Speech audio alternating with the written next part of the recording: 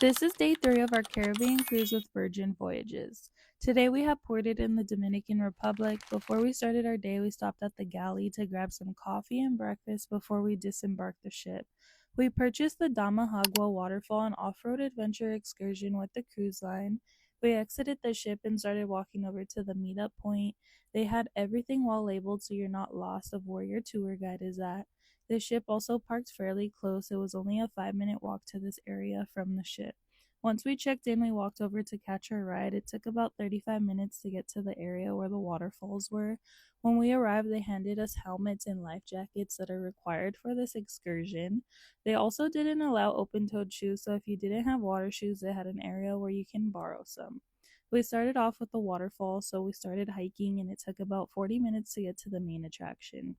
This hike involved a lot of stairs and going uphill, so make sure you are mentally and physically ready for that. Overall, it wasn't too hard of a hike.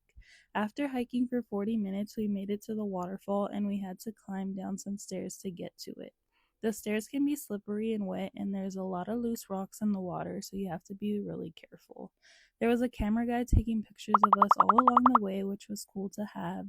These pictures were included in our excursion, so we were able to access these for free. This waterfall was amazing to see in person. There was a total of about 4 slides and an area where you can jump off at the end.